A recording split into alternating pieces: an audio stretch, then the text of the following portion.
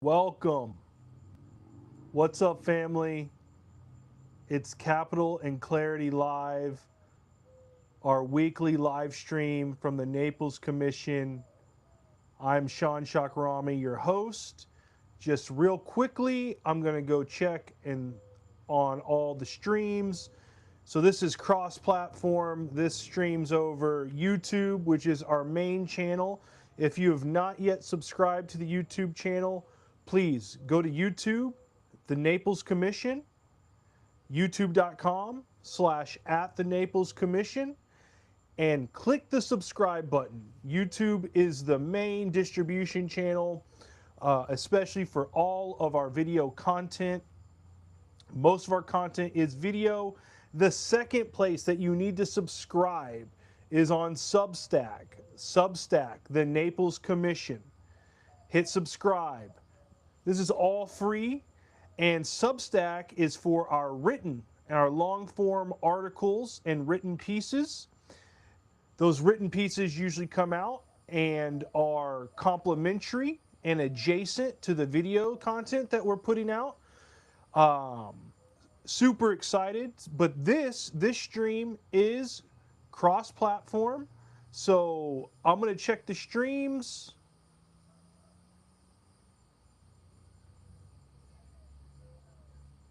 Just make sure everything is good. We are good on Facebook.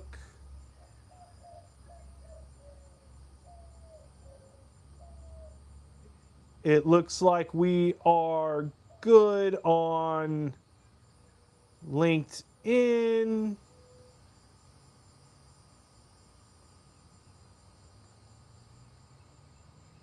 And it looks like we're good on Substack and on YouTube. Awesome. Well, thank you guys for joining. Oh, Kenny, how are you? Yes, so we do have a public chat. It does not matter. It does not matter what platform you're watching from. The chat is consolidated. I'm able to moderate and answer. Kenny, man, thank you so much for jumping on. I'm excited for tonight. Tonight's going to be a little bit different. I typically come on with a good friend and mentor of mine, an EQ or emotional intelligence architect, Mike Dulcio. He is unable to make it tonight, but don't worry. He gave me plenty of notes, which I will be going over those notes. Interestingly enough, regarding the notes that he sent me for tonight we're going to talk about. Hey, Chris, what's going on, man? Thank you for joining. Yes, hello to you in Houston, Texas. And Kenny, thanks, man. I try. Technology definitely helps me out. But yeah, Mike can't be on tonight, but I have his notes, and interestingly enough, his notes are coincided with what I wanted to talk about tonight, anyways. And so, real quick, a couple of important announcements. As this platform has been growing, which thank you to everyone like Chris and Kenny who are tuning in live. It's a huge help. If you haven't done so already, please go to the YouTube, subscribe on the YouTube channel. I'm going to drop the link to the YouTube channel. The YouTube channel is the main distribution point, and dropping that in the chat. Subscribe there. And then if you like to read, right? Not all of us like video content, or if you're like me and video content is great to kind of get like a, whoa, that's cool, but I don't retain as much as when I read. And so if you are a reader, I'm going to drop our Substack, which is like our newsletter, again, completely free. Um, Naples Commission on Substack. Be sure to subscribe there too.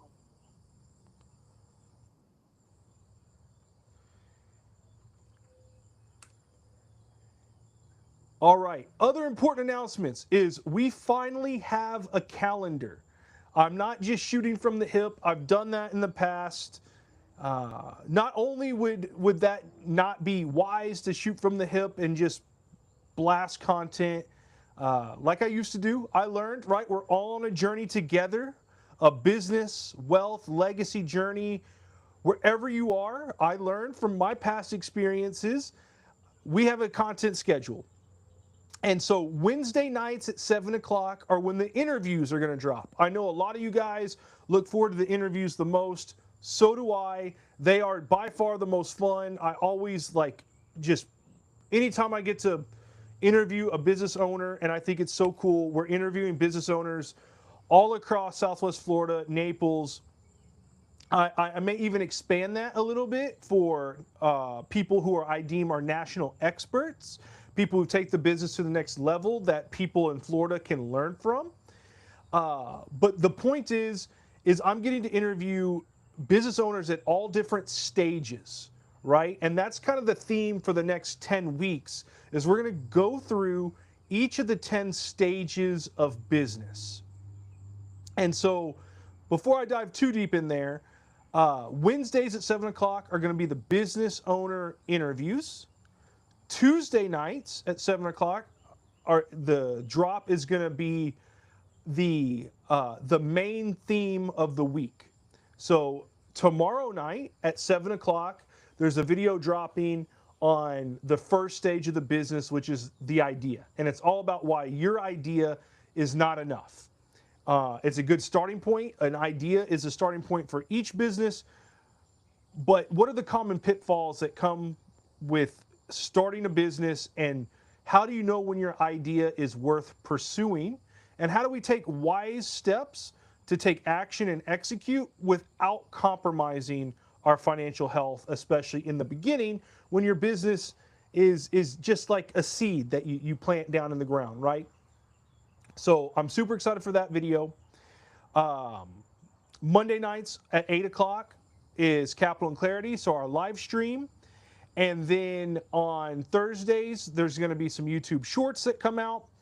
And then Friday is going to be the Substack article that is what I learned from whoever I interviewed. So that's the what I learned after sitting down piece. And then on Sundays, there will be a main Substack piece, which again, it will be the theme of the week. So this past Sunday, you saw the theme of the week about stage one. So this week is all about stage one of starting a business. And guys, if you haven't yet checked out the app that I created, I call it the Business Stage Transformation Guide. I'm going to drop that link in the chat right now as we speak. It's super simple. It takes like literally like 2 or 3 minutes, but it's also very powerful because every business owner is in a stage. And what happens is we can get tunnel visioned in this stage and we can get stuck there for longer than we need to be. And so this is actually this app that I built, again, super simple, but it will take you through, it will tell you exactly what stage you're in and the next step to get to the next stage, to unlock your next stage in the business. And this is from lived experience, okay? I've started 5 businesses in my life, kind of a couple more than that, but 5 really. 3 were successful for the stage of life that I was in. My first business I started in college. Second business was a consulting business that did really well for a number of years until COVID. And then my third business was a massive learning experience.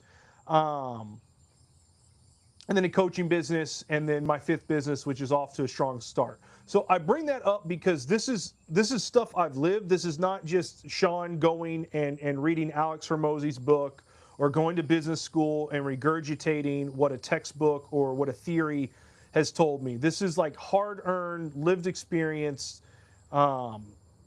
based on trials and good times, bad times, mountains and valleys that I've actually walked through in each of these stages, right?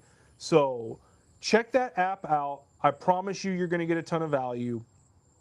And so, okay, stage 1 of the business. It's really the preparation before going into the business. It's the idea. And what do we do with the idea, right? So when I was in college, separate from the actual business that I started in college, I had this idea. And looking back, it was a pretty ambitious idea. What I saw was Groupon. At that point in college, Groupon was like the next big thing. And I noticed a problem with Groupon. And one of the problems was people would buy these Groupon coupons and then they'd show up at the business, and sometimes like the business would be closed, like out of business. And so you got these like really good deals, but it was like you get what you pay for type deal. And the experience really didn't live up to what the marketing message on Groupon put out. And so I wanted to, but what I liked about Groupon was the visibility it gave to small businesses and the community feel. It wasn't quite social media, but it like kind of borderlined on social media. And granted, this was also before social media blew up to what it is today, right?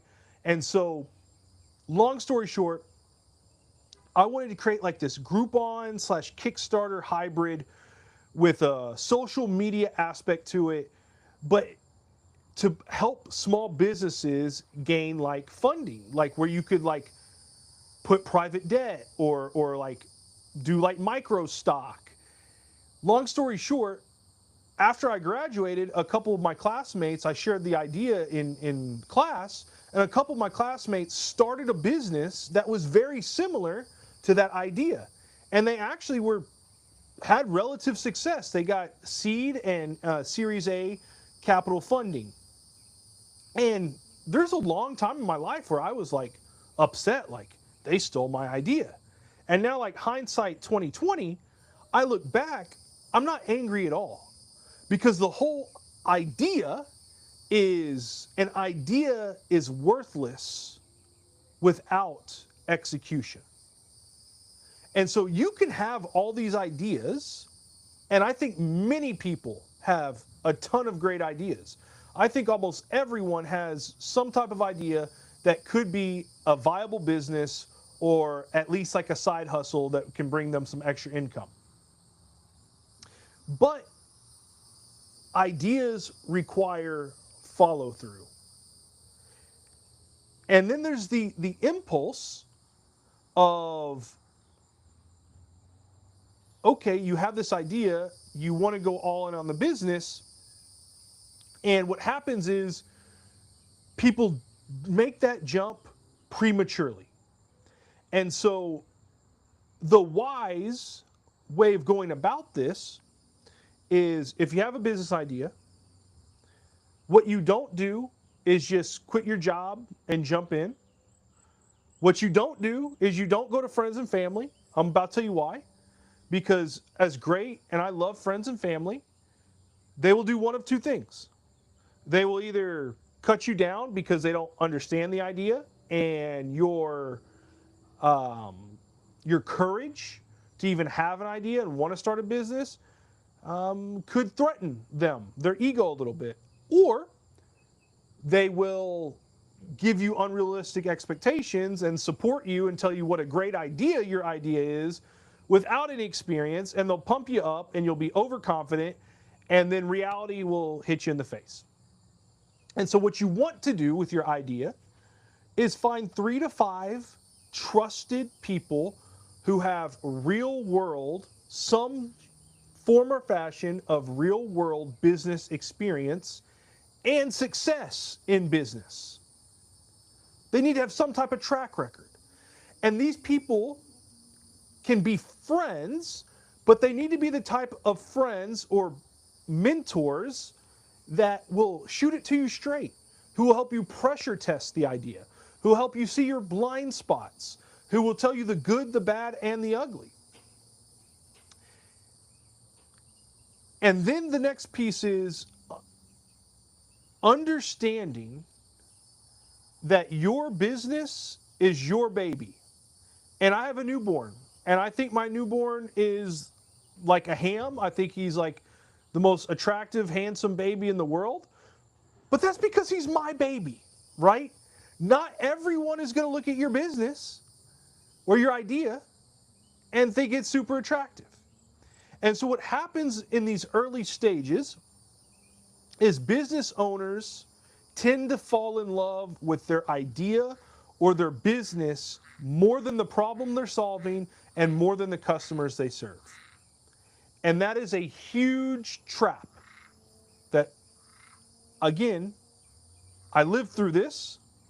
So always keep in mind that your idea for your business needs to solve a problem.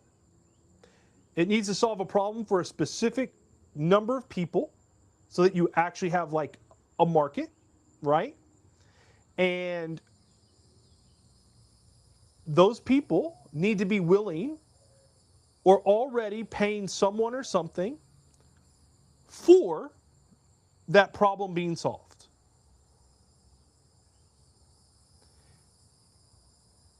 And then you just test and validate. And the idea is to make one good, simple offer and create a customer and get revenue. And then use that early revenue to reinvest in the business so that it can grow.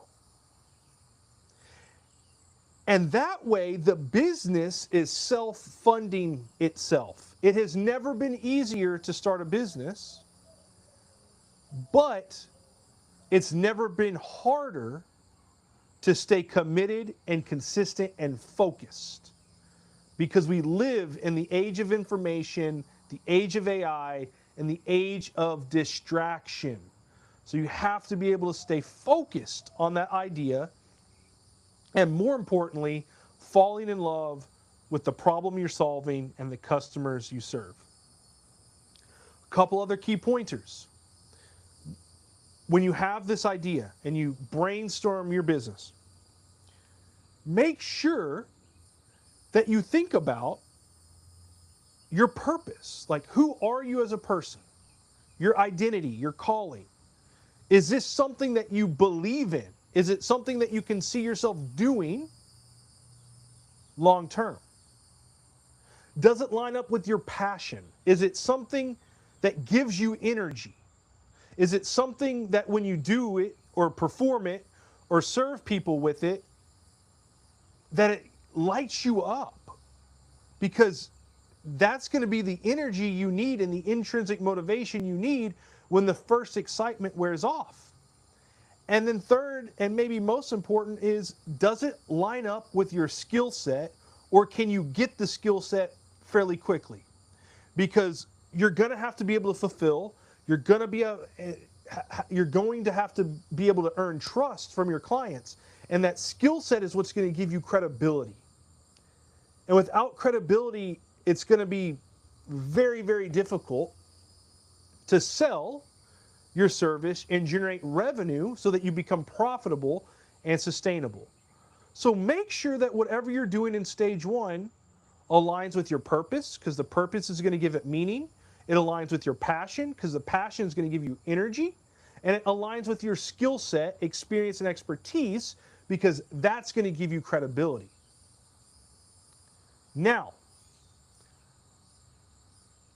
I want to jump in to maybe some of even the more important parts that if you listen to this, you will quantum leap.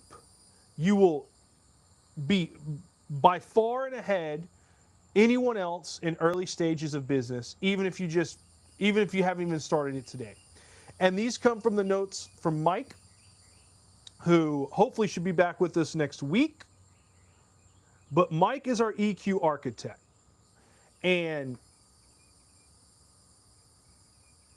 basically, when it comes to wealth, when it comes to business, when it comes to success, is a lot of people believe that it's all about the strategy, the knowledge, the efficiencies, the investments, the trends and opportunity. And those things do matter.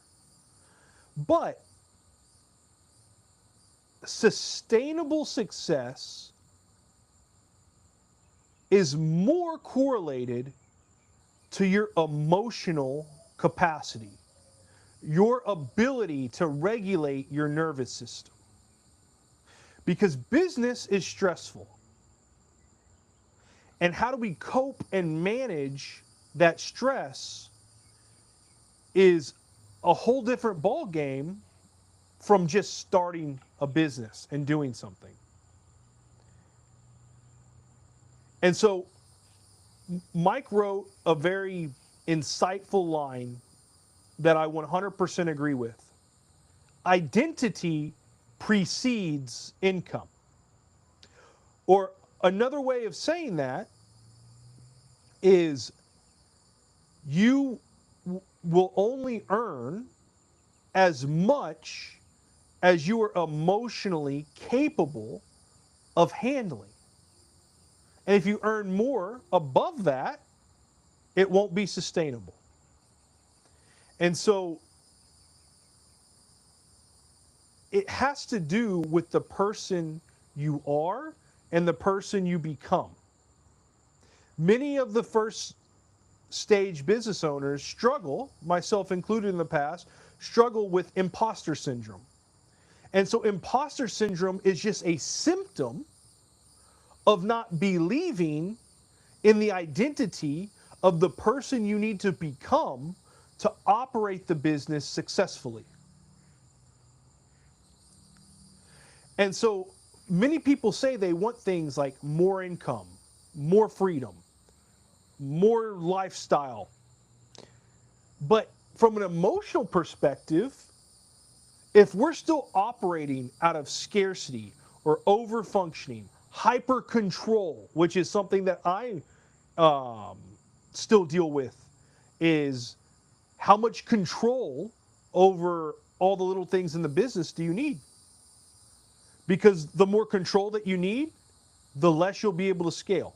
And the less you're able to scale, the your business will have a ceiling. And so business and wealth and legacy expansion requires an identity expansion.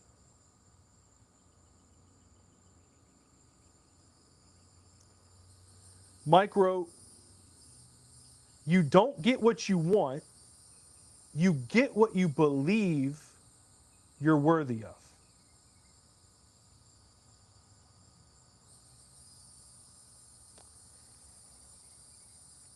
Point number 2, time is not a calendar problem. It's an EQ problem. And man, does this resonate with me?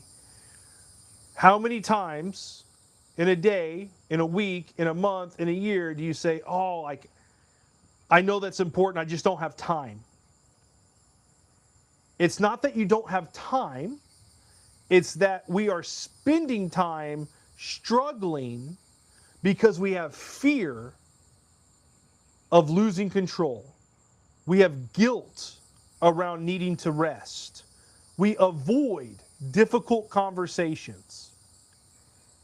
And we have a tendency to over prioritize urgent but unimportant tasks that compromise the long term but most important tasks.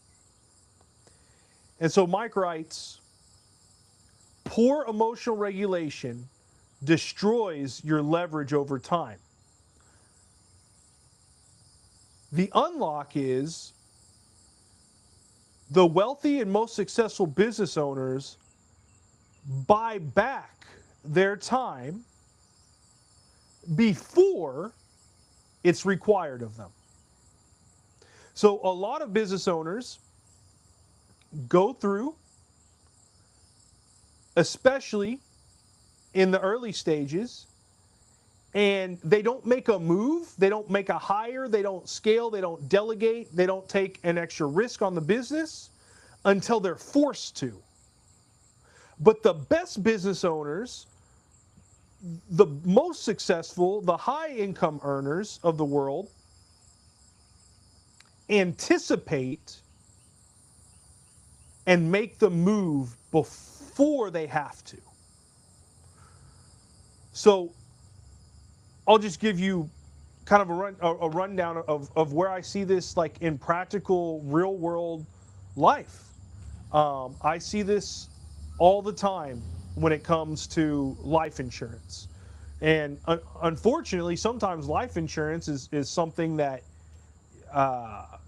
depending on what happens, you may not be able to get it in the future. But a lot of times, what happens is people will wait to buy life insurance for themselves and their family until they have to. And when it gets to the point where you have to buy it, it's usually way more expensive than it could have been years later had you planned and anticipated the need beforehand. And unfortunately, sometimes with health and things like that, it's not even available, right? And so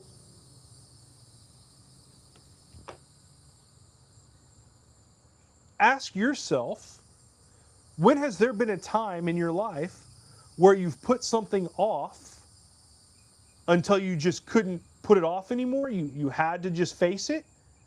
And how much easier would it have been had you just taken care of that thing before life forced you to? And I'll give you a great example where I see a lot of this as well. Burnout. Why do people burn out? People burn out because they don't rest until life forces them to rest. And so, how does life force you to rest? Usually it's by getting sick, injured.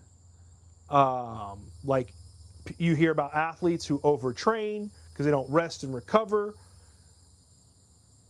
And just think about how much better or healthier that person would have been had they just rested and recovered along the way, right?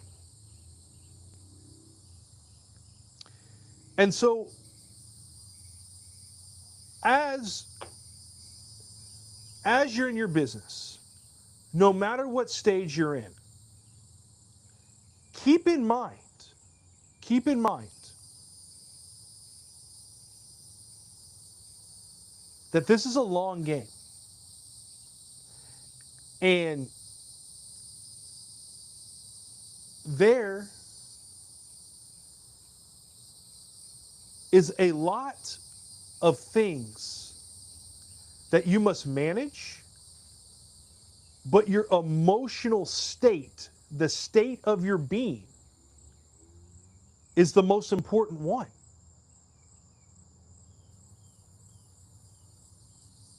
Think about it this way. Steve Jobs was not just the Steve Jobs that you know of, the founder who pulled the iPhone out when he first started Apple. In fact, he got fired from Apple and then came back and saved the company. Right? So, who, as you're brainstorming, especially if you're in stage one or an early stage of your business, ask yourself, who do I need to be successful in this endeavor?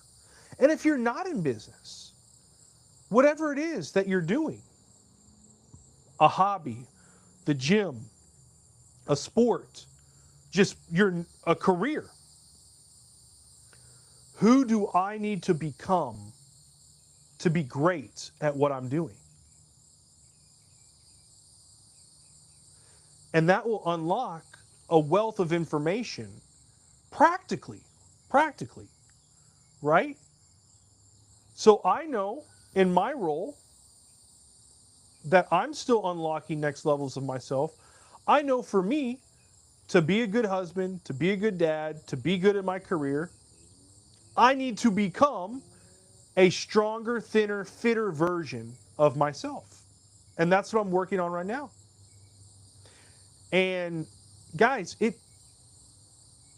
just as a practical real world example, when I'm telling myself, hey, this is who I need to become, it's a whole lot easier than just counting calories. To be at a restaurant and look at a menu, rather than ask how many calories is in this meal, to say, what would the strongest, fittest, leanest, most energetic version of me choose to eat? Then I don't even really have to count calories. That is how you up-level yourself into the identity of the person with the emotional state that has the capacity to handle what you're asking to steward.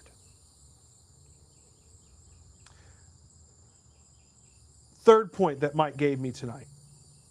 Wealth, business, success is an emotional regulation game. He says markets fluctuate, clients leave, employees will disappoint, deals collapse, pressure increases. But among all those things, can your internal world withstand the external volatility? And this is documented stuff, guys. Most mistakes are not knowledge problems. They're emotional decision mistakes. That's why people say, like, not to panic sell when things go bad. You hold on to it a little bit longer. You sleep on it. Impulse spending, scarcity pricing, so like underpricing, undercharging yourself, avoiding making an investment out of fear, and staying stuck in what you've been conditioned to accept. Emotional intelligence provides emotional neutrality. Basically, that means being able to detach from outcomes and not tying your self-worth into the outcome, right? The outcome can be good, bad, neutral, but your self-worth is always the same. It's stable. Delayed gratifications. Clear, logical decision-making under pressure. And then scarcity mindset. Scarcity is not just a money issue, it's a relational and emotional issue.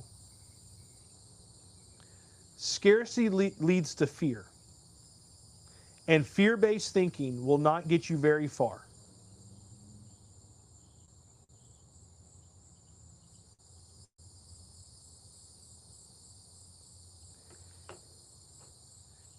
So the whole idea here is, as you formulate whatever it is, your game plan, your SWOT analysis, for whatever it is that you want to accomplish, whether it's business, money, wealth, legacy, family, losing weight, whatever the case is. Now, we're more business focused here at the Naples Commission, but whatever it is that you're trying to change or transform about your life,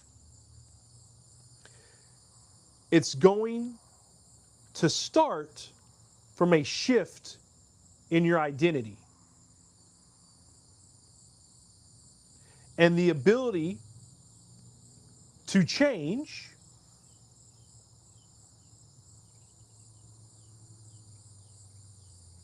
and make that shift is what will allow you to do the things that you need to get done to be successful. And so that tonight is Capital and Clarity Live. I know we had a few people hanging out. Any questions before I drop off? I just want to remind you all, we have an awesome week coming up. Jill Mesner, founder, owner, operator of JM Creative Consulting. Her business owner interview is dropping this Wednesday at 7 o'clock. And next Wednesday at 7 o'clock, I have a really cool business owner interview dropping. I got to go on site. If you're in Naples, maybe you've seen the 2 new Sweat House locations. I got to go on site, test it all out, and interview the co-owner and operator, general manager of the Naples Sweat House locations, Renato Ariaza. And that episode is dropping next Wednesday at 7 p.m. And that one's going to be super cool. Super pumped on that one. And I have some amazing guests lined up in the next few weeks as well. Not sure. I'm just going to go ahead and put it out in the ether. But not sure if anyone here is Spenga fans. But I'm trying and working on getting an on-site interview with one of the managers at the local Spenga location as well, because the one with Renato was just so much fun. I got to follow that up with something big. So, anyways, guys, thank you so much. Puro Shine, Carlos, thank you guys so much for tuning in. We'll be back next Wednesday, 8 o'clock. Hopefully my camera won't be so goofy next week. I've noticed it's kind of like doing some funky stuff. It's that center stage on the MacBook. May just need to turn that setting off. And next week, Mike hopefully should be back. He had just something last minute come up. I will be a tired human next Monday, but I will still be there. My family and I, we will be going to a short vacation next weekend, but I'll be back next Monday night, 8 o'clock. See you guys then.